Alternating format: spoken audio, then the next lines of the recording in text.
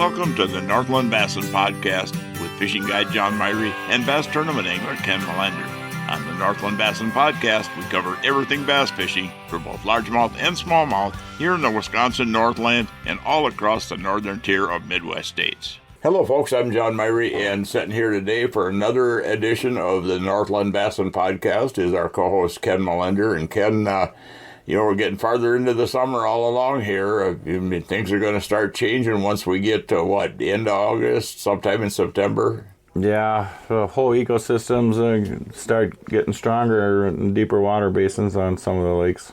Well, I don't know if we're done. Hopefully we're done with the super hot weather. I mean, we had the stretches of really hot, and then it got real cold, and that affects the fishing. Just, on some species of fish, makes a difference when that water temperature keeps changing. Well, these weather patterns we're having, 92 degrees and then to 40-some degrees the next day, that does affect the fishing. Yeah. Well, let's talk a little bit about the late summer fishing here as we're getting into, getting later here. What starts to change? I mean, the weeds, at what point will the weeds start to die off and not be as much of a factor, or what do you start looking for out there as we get basically into mid-August sometime? Well, right now the food chain is probably, peaking for all the new fry and stuff, so fishing can be a lot tougher this time of year. A lot of times, both smallmouth and largemouth bite in under certain circumstances and different variations of presentations, and invasion of their domain or the area that they like to sit and protect sometimes can, catch fish, and, that's when you start dead sticking, product, and that seems to catch them when it really get really, really tough, or otherwise going with speed, like Lindy rigging for walleyes, they're really susceptible to speed to get a reflex bite, and all the fish are kind of react that way. So speed is important, and the depth, right now, and then there'll be small windows due barometric pressure changes and even gravitational pull of the moon. Well, they'll feed in just small windows, and the walleyes will tend to feed more at night, on this dog days of summer, I call it. Well, I noticed, doing a lot of musky fishing over the years, too, is that sometime when you get around toward the end of August into the first part of September, you start seeing a mass movement of a lot of the bait fish up shallow. They get right into the weeds and then move up shallow where they were out off the edge of the weeds or even suspended. So a lot of that stuff will start moving shallow, and then a lot of times the predators move right up there with them. There is a transition to the cooler water, and, they'll get right in the weeds. You're raising milfoil, everyone thinks that's an invasive, but a lot of fish go underneath that canopy because it's usually 2 to 3 degrees cooler. That's by taking temperature gauges on a cord and, put them in the water column. Cabbage can be really good, too.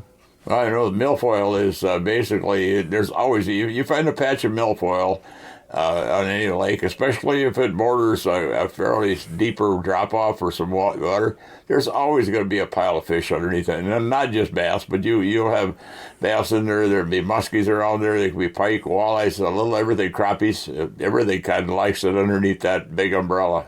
Yeah, as long as it doesn't create that mossy material, I don't know what the scientific term is, but as long as the weeds are green and healthy, it seems to be a lot of insects hatch on that type of weed too, because of the hard stem. It's a harder product, and, kind of like fatheads, they like spawning on wood, so different aquatics like going to spawning on coontail, which is deeper weed. A lot of fish will spend out of that on the deeper drops. Coontail is a non-rooted plant that grows on sediment that's ends up collecting on certain areas of a lake, and usually on a steeper drop-off next to the muck bottom, and that could be really good to look at this time of year, too.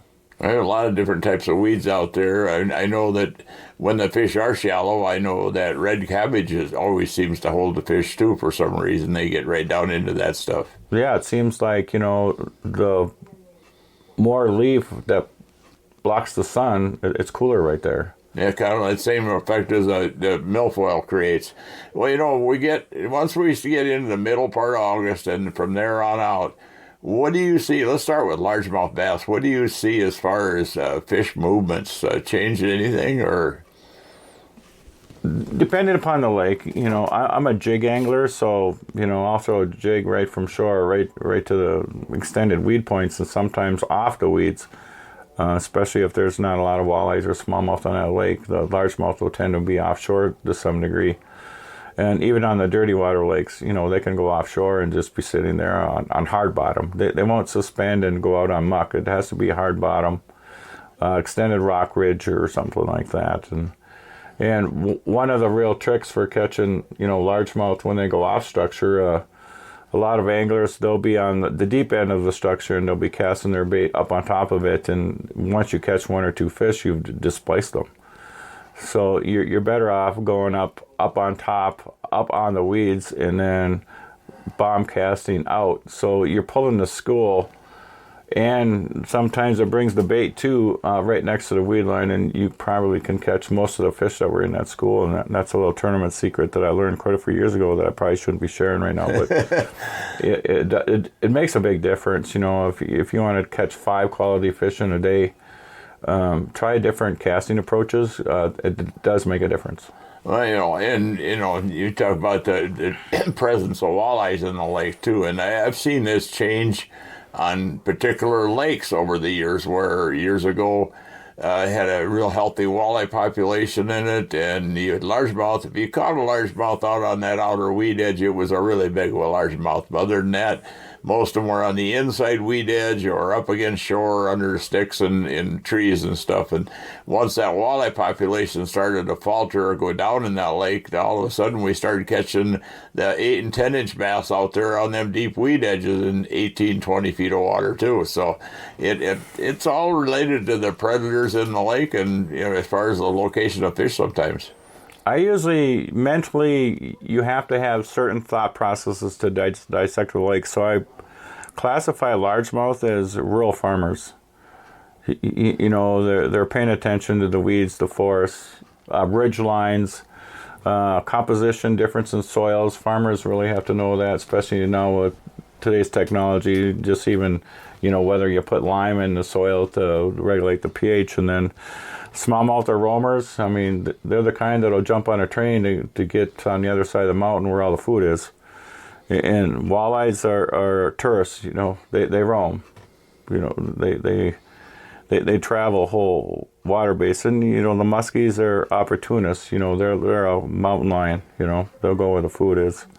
So I just kind of, for instance, a 15-year-old bass is like, okay, if you're going to take the grandkid out and he's 12 years old and he catches a big fish, that fish is older than you, young man. That's true. A lot of people don't realize how old some of these fish are. Yeah, so I always keep things in context when I'm out fishing, and I kind of have an analytical mind, and understanding the ecosystem, the pH, photosynthesis, the different types of weeds, and whether they create oxygen or not, and the aquatic vegetation, and chemical free usually is a good thing. I mean, that's why some of these smaller lakes are just unbelievable fishing, because they have no disruption of the year class. There's no chemicals killing off some year classes versus the other ones, and the ecosystem's really strong. Yeah, a lot of interesting stuff there, Ken. As we get later in the podcast here, I want to talk about the smallmouth transitional, during that transitional time and location and stuff. We do have a really great interview with bass tournament angler Matt Stefan that we're going to run on this podcast. A lot of great information there. But before we run that, we're going to talk about our sponsors up here that make this same podcast possible. Hayward Lakes Tourism, Hayward Lakes Visitor and Convention Bureau, and Hayward Lakes Area Chamber of Commerce. The Hayward Lakes area is it's just exactly that. There's like at least 495 lakes up here with I don't know how many thousands and thousands of acres of water. We've got all kinds of recreational trails. I mean, snowmobile trails, ATV trails, hiking trails, bike trails. Just so much to do. It's a great place for adventure and just solitude. Sometimes you can getting away from things. We've got the Chequamegon National Forest right here within the county too, and just a ton of places to get away from things. amazing. One of the biggest lakes in Wisconsin. I think it's the second biggest inland lake. It's almost a 90-some% wilderness lake is at Chippewa flowage, and that's pretty cool water to get on. So there's a lot of interesting things right here in the Hayward area in Sawyer County here. Yeah, the wife and I, we searched demographically looking for a place that could have everything in the Hayward area for in a small town. The activities and the outdoor adventures that you can partake in is, I don't think, can be touched anywhere around Wisconsin or Minnesota. No.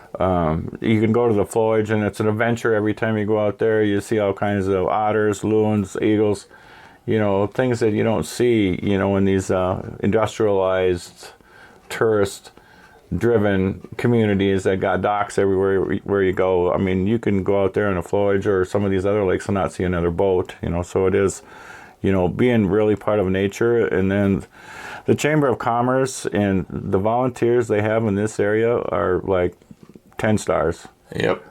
From the Berkey to the Muskie Fest, the Fat Tire. I have a specialized bike. I drive ride the Canva trails and totally enjoy it. I certainly dislike the mosquitoes, but Thermacell in hand, and sometimes go faster than what you want. You can outrun them. Get rid of them, But they seem to catch up on you. So when you want to top for a break, Thermacells work good too.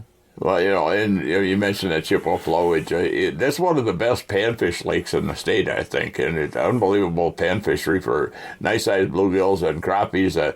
But it's also a good walleye fishery, and it's a good bass fishery. I mean, it's got some numbers of smallmouth.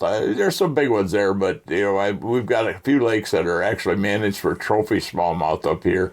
But the Chippewa flowage and some of the flowages, and what I like about fishing them, and we've got 2 or 3 other flowages, what I like about fishing them is I'm fishing shallow. I could fish the smallmouth on those lakes like I do largemouth. They're up against shore, around stumps, logs, rock piles, and that stuff up in 2, 3, 4 feet of water. I mean, let's see a boulder, cast of that boulder, you catch a smallmouth off in it, where if you're fishing the big lakes like Round and Coudray or Grindstone, you're usually in a deeper water pattern most of the time. There's parts of the year they're shallow, but it's just a different experience fishing the smallmouth when you fish them up against cover and shallow and precision target casting them. You do not need any type of electronics to go out to the flowage and have fun. You bet. Well, I had a chance to talk the other day to a bass tournament angler, Matt Stefan. Matt actually, I think he's in Stevens Point is where he lives, but he's actually got a cabin here on Tiger Cat Flowage. In the Hayward area here, which is a managed bass lake, or largemouth bass lake. I had a chance to talk to Matt about bass fishing, tournament fishing, and the tackle company they have, Core Tackle. So it's an interesting interview. Yeah, I've been following Matt Stefan and Johnny Schultz and Randy Blanket for quite a few years, and they have Fish the Moment website where they have lake breakdowns where you can access information on lakes, for less than a tank of gas. Matt does the northern part of the United States, a lot of Mississippi River and some other lakes around where they give you GPS coordinates. And then Johnny Schultz does a lot of on the water training and as far as electronics, and he has a YouTube channel that goes pretty strong. And then Randy Blanket, he's an old school angler. He is probably the most controversial one in regards to forward-facing sonar, so it's kind of a hoot watching some of his videos. But Matt Stefan, he's a tournament angler, and he shares a lot of information on his YouTube channel. It's Matt Stefan Fishing, YouTube, and he's always on there releasing something, and so I catch up during the wintertime, and so it's a good group of guys that have passion in the industry, and it was a really pleasure having Matt. Well, I had a chance to talk to Matt on the phone here and record a great talk with him, so let's hear that. We're talking to pro tournament angler Matt Stefan. And Matt, good to have you on the show here for the first time on the podcast. Yeah, thanks for having me. I'm a big fan, actually. I've having a house up in the Hayward area. I'm very familiar with what you guys are doing. I was going to point that out, that you actually are a little closer to, you don't live here, but you got roots here because you got a cabin up here and you fish a lot up on some of the lakes up here. Yeah, I definitely do. My ma actually was vacationing up there from the time she was 2 years old. And 70 years later, we ended up now having a cabin up there. And I've been before we've had the cabin for almost 30 years. But before that, my vacation every year was 2 weeks during the summer. We'd go up to the Hayward area. So I've seen it. I've seen it my entire life. So roughly 45 years, I've seen how it's progressed up there. Well, you spend your time up here on vacation, but some people, that's what you do for a living. You're a pro angler, tournament angler, and you in the tackle business, everything else. And some people would think that's a vacation, but it's not. No, it's man, to make a living out of fishing, as you guys know, I mean, it's a full-time job. And I'd actually say I work a lot harder at my fishing career than I did when I worked in the corporate world 15 years ago. And, it's one of those things. If you love it enough, you find a way to make the fishing work and provide for your family. But it's not the easiest thing to do. Yeah, it's not a job; it's a lifestyle. 100% agree with that. Yeah, how long you been fishing the tournaments? How did you get into it, and then all that stuff? Yeah, so I've this was my 15th season fishing at the professional level, traveling the country and doing it.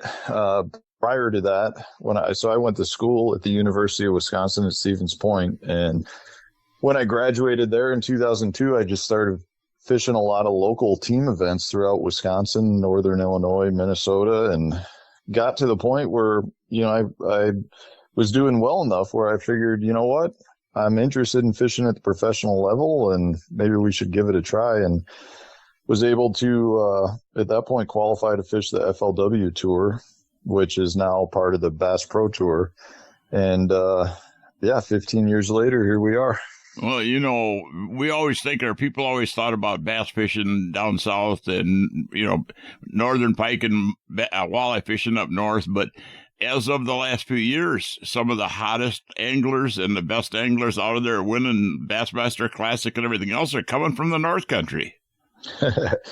Yeah, I think a big part of that is due to the fact that we have a lot of different species. So a lot of the anglers from Wisconsin and Minnesota and the upper Midwest, I feel like, are very well-rounded because we know how to target muskie and northern and walleye and all these different species. And we utilize what we learn from those species. We can apply them to bass, and then we're able to go around the country using that knowledge that we've gained to our advantage. And I think we're seeing that finally now. I think for a long time, I feel like the biggest hindrance for northern anglers to fish at the professional level was the amount of travel. And, I think it took a handful of really good anglers to go have success that kind of spurred a bunch of the rest of us to give it a try. And, what we found is we can definitely compete at the national level. It's just a matter of having to put a few more miles on our vehicles.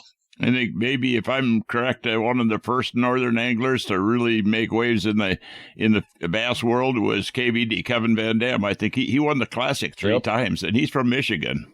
Yeah, he's from Kalamazoo, Michigan. He kind of was the first northern angler to pave the way. I mean, there's a lot of northern anglers that weren't necessarily, doing all of the heavy big tournaments. But I mean, you can go all the way back to guys like Al Lindner, who did really well fishing at the professional level, and then just kind of transitioned more into the media side of things, doing TV and the magazine and all that. But KVD kind of paved the way. And, at this point, it would take me a while to count all the guys from Minnesota and Wisconsin. There's probably 10 or 12 of us that have been doing it for quite some time now. Well, you mentioned Al Lindner, and most people think of Al when it comes to walleyes. They think Al, but I could be wrong. I know Al fairly well, and one of his favorite fish to go after is smallmouth bass.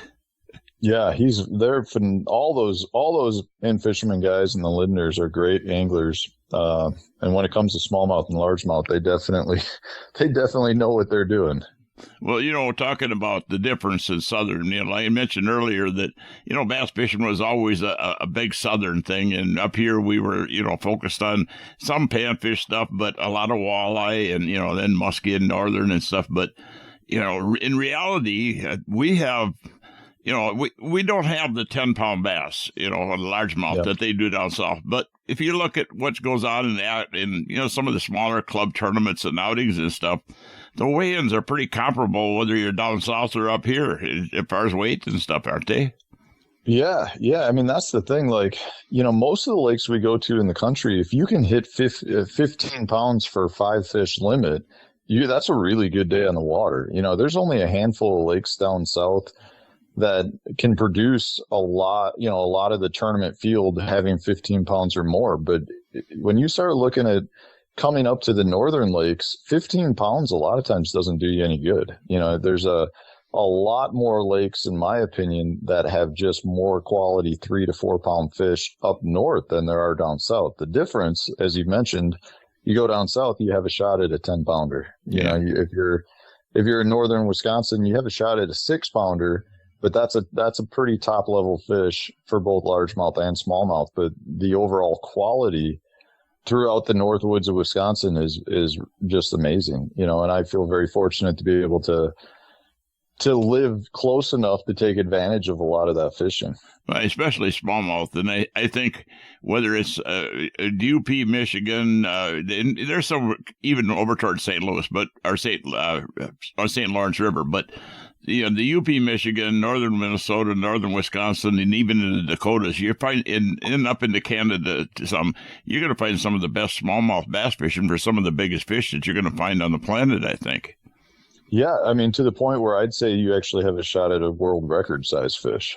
I mean, that's how incredible a lot of our fishing is. I've got one of my favorite things to do is chase big smallmouth in the fall. And I mean, there's a lot of lakes that I go to on a regular basis where catching a 25-pound bag of fish for my 5 biggest fish is actually a bad day of fishing. Like, I'm looking for 6+ pounders, and there's a lot of really good trophy smallmouth in that entire region you just mentioned. And it's just a matter of, putting your time in and finding out which lakes have that quality and that potential to kick out the true trophy class fish. But it's not 1 or 2 lakes. I mean, there's lakes all throughout that entire upper Midwest region you just mentioned. I know we have lakes here in Hayward, and I do a lot of it in the fall too, like you do. And there's some of our lakes here that, it's pretty common to go out there in the fall, and everybody in the boat gets at least 1 20-inch smallmouth. I mean, it's their population of big fish is there, I think. Yeah, and I think it's only getting better. I'm not personally sure if it's based on catch and release, and that's helping the populations, because I think for the most part now the majority of the bass fishing world is in favor of catch and release and practices catch and release. But I actually feel like there's something going on at a environmental level for the fish that's really got the smallmouth in just this overdrive gear where they seem like they're really doing well throughout the whole upper Midwest. And if that continues, I really do think we're going to see the potential where we start seeing some 8 to 10 pound class fish popping up on a regular basis. I think the survivability on catch and release on smallmouth is pretty darn good, actually. They tolerate temperature change. It seems like a little bit better than, there's been a lot of concern lately on muskies and, with the social media and excessive handling and stuff, losing a lot of the upper level fish. But I think some of your bass species are just a little bit more adept to being able to handle it, but you still should practice safe handling and be careful when you're handling fish to release them too. Yeah, I agree completely with that. I also think with smallmouth, we're seeing a pretty good trend towards smaller tackle, and if you're fishing with smaller tackle, things like Ned rigs and hair jigs and drop shots, you're talking about hooks that are a size 2, a size 1, much smaller hook where you're not doing nearly as much damage to the fish potentially. And I think that helps specifically with the smallmouth, but, catch and release is definitely the most important thing because they really don't grow at a very fast rate. So when you're catching a 20-inch fish up in the Hayward area, I mean, that's an old fish, and he's probably been caught quite a few times over the course of his life. And, it's just a result of the catch and release working. Now, let me ask you something here. What's your favorite go-to presentation and bait for smallmouth, especially in the summer and then going into the fall? Yeah, so there's so many good baits out there, and it's really dependent on the lake. If I have my choice, I absolutely love to chase smallmouth with topwater baits. But on some lakes, that's not necessarily the ideal presentation. So if I can't throw the topwater bait and say they're down deeper, I really do like to throw Ned rig. Yeah, Ned rig is a pretty catch-all. Actually catches walleyes pretty good too, but it's a pretty good catch-all tool. And same thing. I love the smallmouth topwater bite when it's going, but that seems to be it seems to be under the right conditions. Right away after the spring, after post spawn, and you start getting dragonflies and stuff hatching. You pretty got a good chance of getting out there and getting on a good topwater bite. But then once you get in the summertime, it depends on the weather and a whole lot of conditions, I think. Too much. Yeah, I agree completely with that. And I think a lot of times going with your finesse presentations are just a more reliable approach. Your drop shots, your Ned rigs, just smaller, even hair jigs, things like that are generally going to be a better bet all around. I think a drop shot is a hard bait to beat as well. I just personally, I personally have there's a little bit of me that's angry towards the drop shot every time I pick it up, because I feel like the weight is always getting caught in the net or getting caught somewhere. So if I can avoid throwing a drop shot, I like to avoid throwing the drop shot. I know quite a few pro anglers I've talked to. Actually, their number one bait would be a hair jig, but then I've also talked to some other ones that said, I can't stand the fish one. It's just too slow, too methodical to fish it.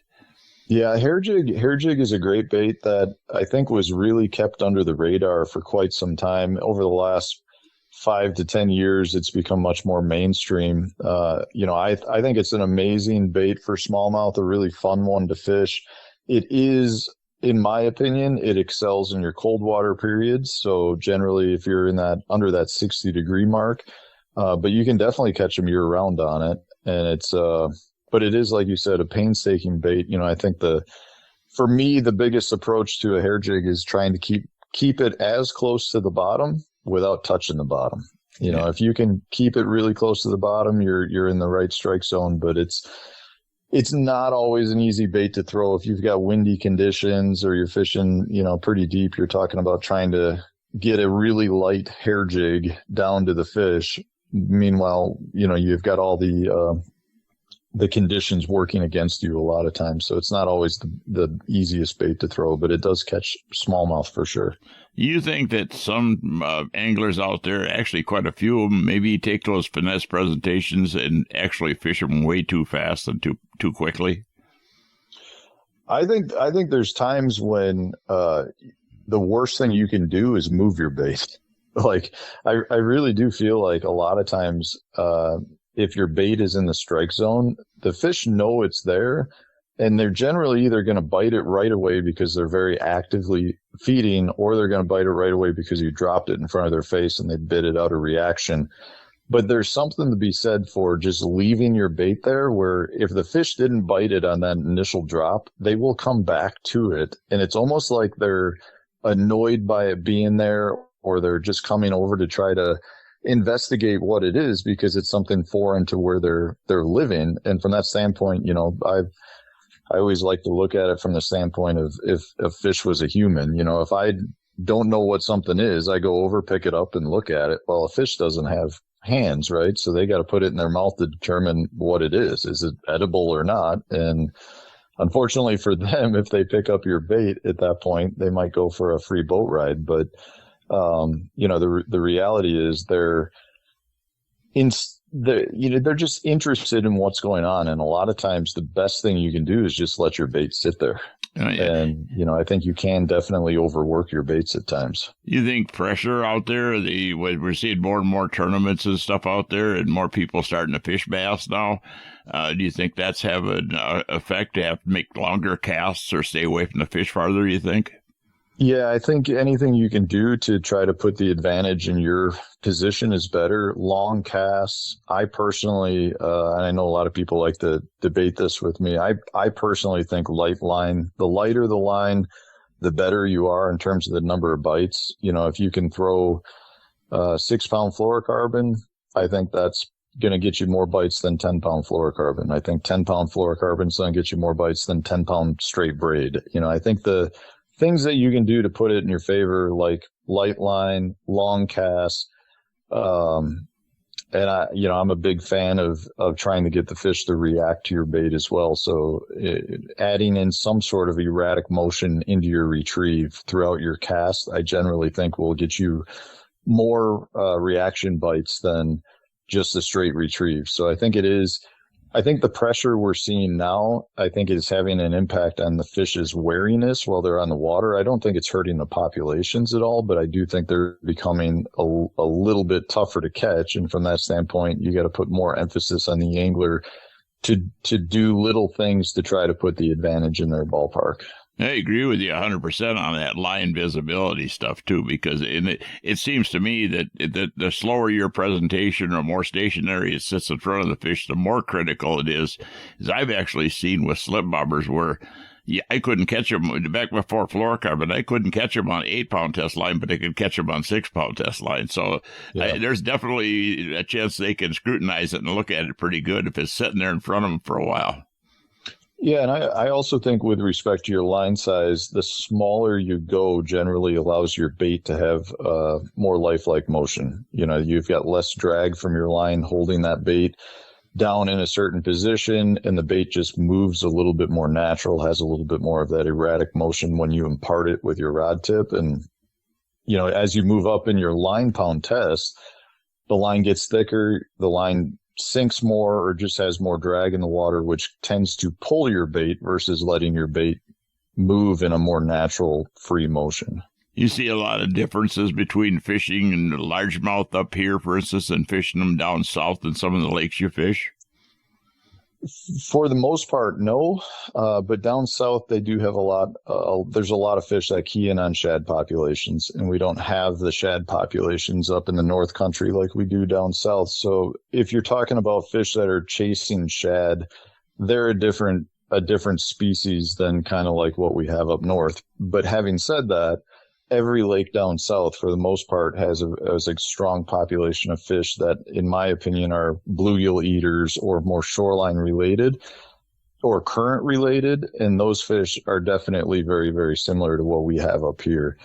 So it just kind of depends more on the forage. But overall, you've definitely got more difference in terms of our lakes are more natural lakes, more weed-based lakes. Down south, you've got pretty much everything is man-made down there, and you potentially have big reservoirs that just have a lot of deep canyon type stuff with tons of submerged standing timber. So the lakes can have a difference, but overall, a bass is a bass, and they're going to be looking for cover to utilize to ambush prey. And if you can establish what that cover is, it doesn't really matter if it's down south or up north. The bass are going to utilize it pretty similar. A lot of great information there. And you, like a lot of guides and a lot of pro anglers, have actually got into the tackle business too. And you got, what is it called, core tackle now? Yep.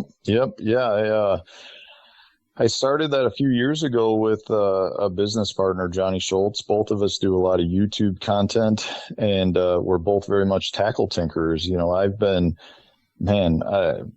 pretty much ever since I started bass fishing, I've been making baits, either whittling out of wood or hand tying jigs or pouring lead heads and things like that. And it was just kind of natural for me to transition into making baits. I never expected to necessarily come out with this big brand core tackle. It was more of, we came out with a couple of unique designs that were unlike anything else on the market that I think solved a couple of problems with our hover rig and our ultimate swim bait head. And those two baits did well enough, and the angling community liked them well enough that allowed us to kind of take what we had created and say, hey, let's try to create a brand out of this. And at this point now, Core Tackle has got a bunch of different products for most of your different techniques out there. At this point, we're terminal tackle related, but we've got ideas for other things out there, whether it's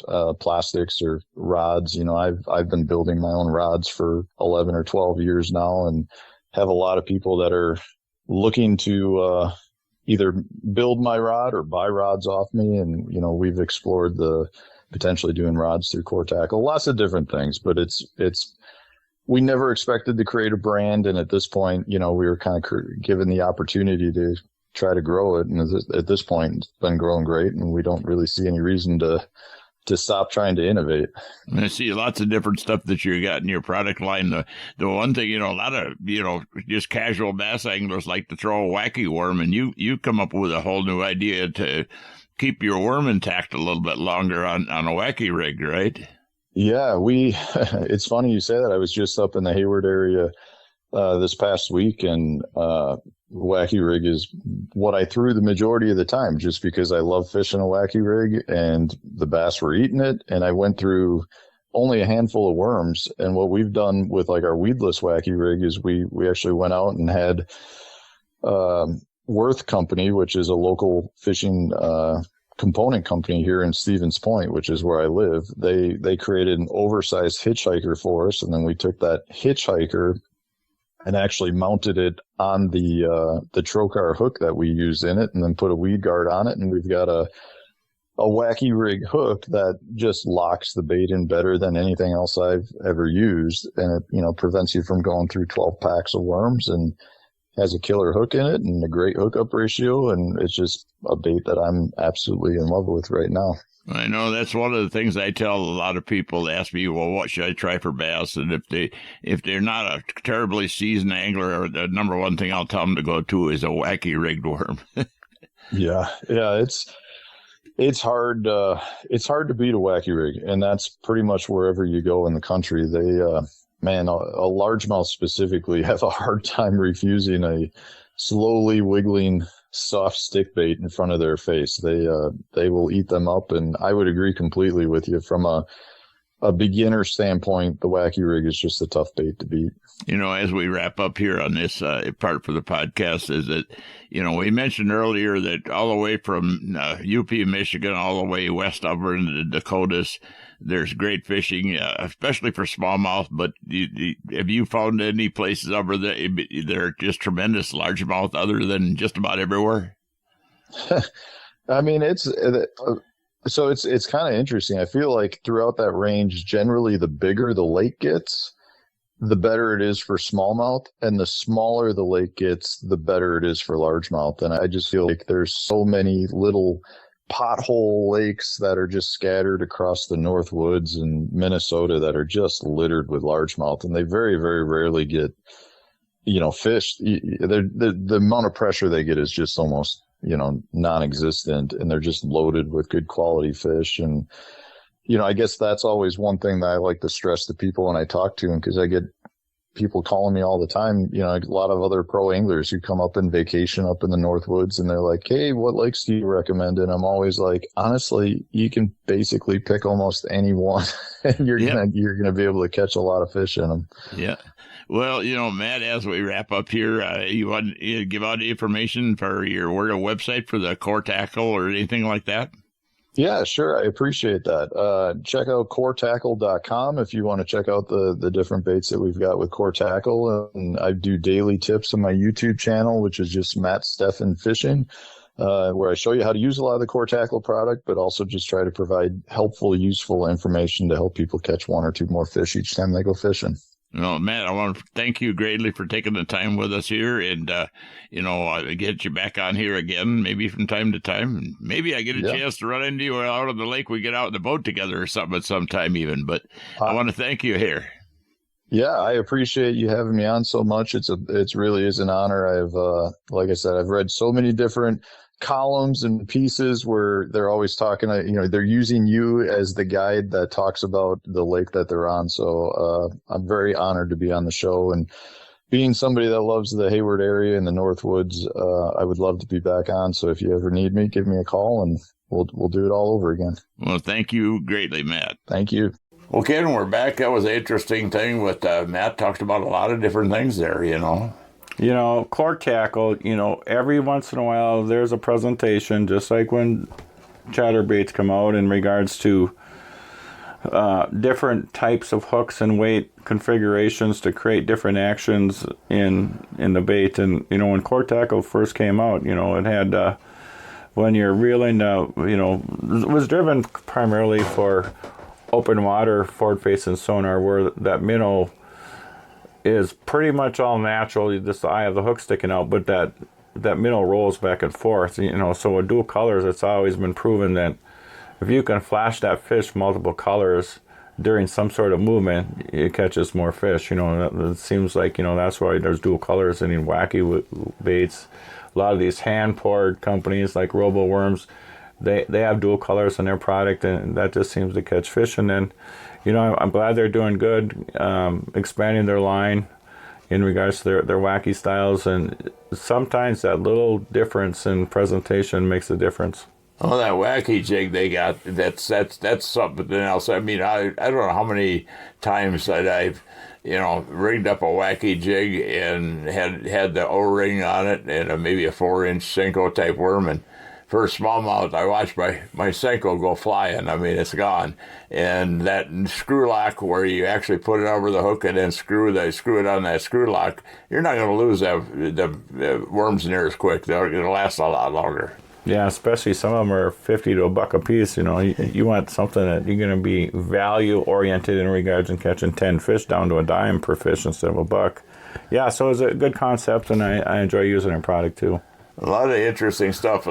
Let's talk a little bit about smallmouth. I mentioned we were going to talk about the transition time as we get late summer into fall and the smallmouth. And they've already moved out into deeper structure by the time we get there. And will you see them moving shallow at all during that fall time out there, Ken? They can. So when the water temp 74, when it gets like 68, you'd be surprised how many big smallies will be on the flats. So they don't need rock to be on the flats. All they need is a little bit of scattered weeds or a little sand transition or a little depth change. And I don't know what causes them to show up there shallow, but they just do. But mostly they're on the deeper water basin. A lot of smallmouth live on the weed line. Sometimes the biggest smallmouth live on a weed line. And then they'll, if they're pushing minnows, they're going to be out deep. So you need to follow the wind. Wind is really important when they're out water basin chasing minnows. It seems like as you get later and later and later, it just becomes more of a deeper rock-related pattern, though, don't it? Do you? Or? Yeah, and a lot of our lakes that lack weed growth, they've incorporated cribs starting back in the 50s, and if you find the log cribs, they seem to can work pretty well. Yeah. And in this state, you can use 3 hooks on an Alabama rig, and that's a good way to. Only 3, though. Yeah, only 3. And they consider, and believe it or not, they consider a paddle tail swim bait as a lure. So you can't only have 3 baits, 3 paddle tails on there. You can't put 3 on there with hooks and 3 without. You have to put like 2 or whatever you got extras for spinner blades, and that qualifies as not being a lure. I don't know. It's complex. You just have to decipher the rules really, really close, because in Minnesota you can only use 1, and down south you can use 5. Yeah. Let's talk a little bit about presentation. I mean, as long as we're talking smallmouth, the real popular stuff with smallmouth, and it works for largemouth too. You've got some of your finesse presentations when things start to slow up a little bit. You've got the Ned rigs, and then we have drop shot rigs, and then you have the old-fashioned plastic worm. You can rig that in multiple ways too. But then what's with the Ned rig thing? I mean, literally, I find that I can work a Ned pretty good through a lot of rocks if you keep the weight really light. I mean, you get into like a Z-Man 1/20th of an ounce head on there, got a really small hook, and there's different plastics. The Z-Man stuff floats, but now also the Rapala Crush City stuff floats, and I think there's a little more flotation in the Crush City BLT that it's a little bit bigger, but then now Z-Man makes some bigger sizes in the TRD too, right?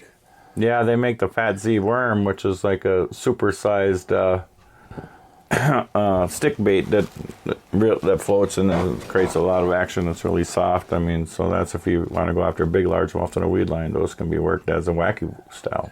Well, when you're fishing any of them, it's like a Ned rig. I think that a lot of people just fish it way too fast. They start jigging it and snapping it and stuff. And that bait and the drop shot, and a lot of those baits are more of a bait where you want to fish it real subtle and real slow. I mean, the Ned rig almost drag it on the bottom. Well, just think of it as your bobber fishing. You're throwing it out, you move your bobber a little bit, let it sit, let your bobber and let it sit, because you do want to cover water with it to collect the fish, but you want to keep it in the strike zone. The reason why floating plastic works so good, so there's 2, 3, 4-inch rocks down there. Well, they can feel something on their lateral line, but if they see that little movement, just sitting there, they'll come and pick it up. You may think that you're not moving the bait, but if your line is a little bit tight and the wind's blowing, that bait's moving down there. It's amazing. I mean, if you think your bait, you take a Ned rig, for instance, with a floating bait on it, like the TRD, for instance, and, put it in some clear water. I mean, take it home and put it in your bathtub and put some water in there and drop it down there and just see how much it moves. If you just wiggle the pole tip, just kind of tap the rod with your finger. If you're using braided line, you'll see that thing start to move. It's amazing how little bit, just your heartbeat alone, your arm moving will transfer movement into it. So you don't want the bait to be jumping up and down, because that pretty much, there's times when you do, but if you're looking at a total finesse presentation, there's more than enough movement there when you're not even trying to move it hardly. There are times, there's techniques that work in the Great Lakes where it's called snapping the tube. Yep. Which can be really productive. So some applications you can snap that. But that's not finesse stuff. That's aggressive fishing. True, but you get a reflex bite off from a negative fish sometimes. Yep. But most people, when they're throwing the Ned rig, they lift their rod too high. Yep. I myself, because if it's a little bit windy and I lift my rod just like a foot, I've moved it 3-4 feet off the bottom. You don't really want to do that, so it takes discipline, but you just want to keep your rod at like 10, 15, 10, 30 tops, and just slowly reel your reel. That way, if you're not feeling contact with the bottom, you're going too fast. So the lighter the weight, the slower you have to reel it, and that's a really good technique. Drop shot, fishing drop shot. How do you rig up the drop shot? I mean, I know the simplest terms is basically you tie your hook on with the Palomar knot, and then you leave about a 2 foot or whatever tag end on it, and then take that tag end and run it back down through from the top of the hook, so the hook point is going to be up. Run it back through the eye and down, and put your weight on that. And that would be the simplest form of a drop shot, right? True. And there are companies like VMC that make a spin shot. I think Owner's got one. I think Gami's got one too. A spin shot where you tie your lure to the top of the spin and your nether line to the bottom. But if you're going to go finesse, keep the less hardware you can off your hook, and you'll get more bites. What do you tell people to use for weight? I mean, I like to go as light as I possibly can, but now I've talked to other people that guides this stuff, they fish a lot heavier. They want that bait solid to the bottom, that sinker. Yes and no.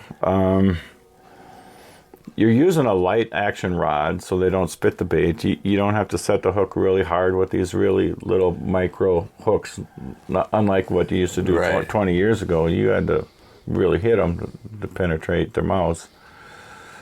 I just use a medium light rod, and I try to get away with the least amount of weight that I can, because if I'm moving it, I don't want it to get snagged up.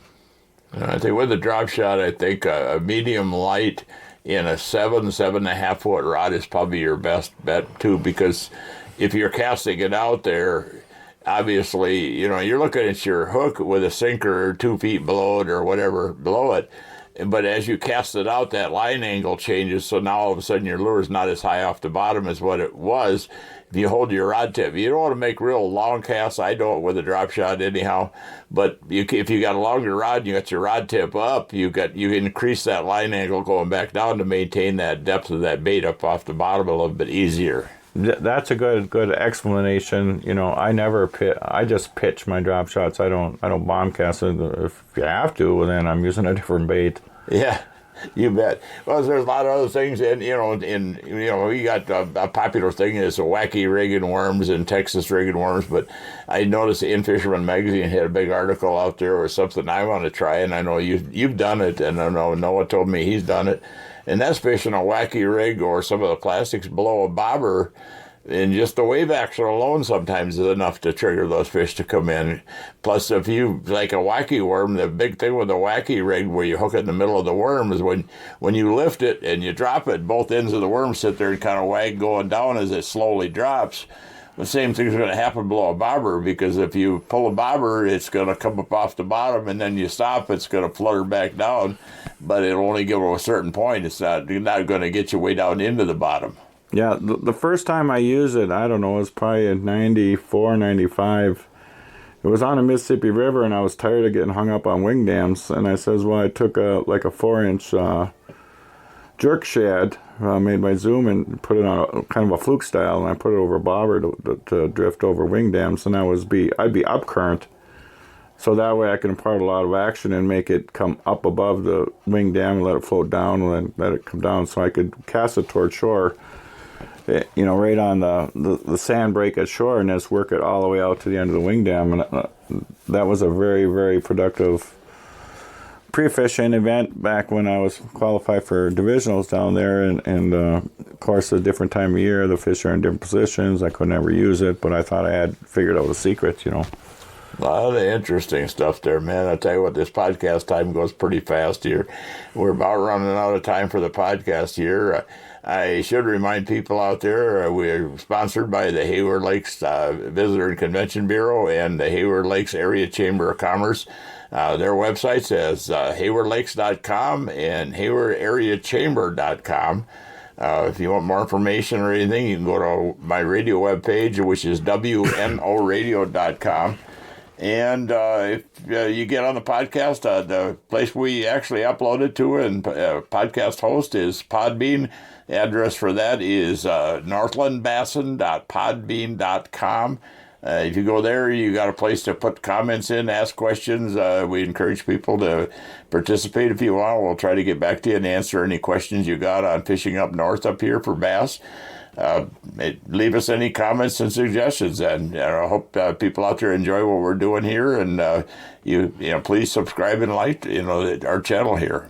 Yeah, just in closing, one other good technique is so up here in this area, as soon as the leaves hit the water, spinner baits can be good on the flats. A lot of guys go really, really deep after the smallies, but there is like a 10-day period where you can go up on the flats with a gold and silver Colorado blade with chartreuse silver or chartreuse and white skirt and just mop up them smallmouth. And some of my best days up in Hayward has been in October. Dude, leaving us with a good tip there, Ken. I mean, yeah, that is a good one. They do like spinner baits in that time late in the season. Anyway, Ken, we're out of time. Thanks for coming on here with me. And thanks, John. It's a pleasure, and I want to thank Matt Stefan for coming on. It sure was a pleasure, and I have a lot of respect for him and the information he shares. I'll be sure to check out his YouTube channel. Yep. Well, we're out of time, folks, and we'll be back here in another couple of weeks with another interesting one. We've got a bunch more great interviews that we've gotten and talking to people, and more to come your way. So keep us in mind and tune into the channel here.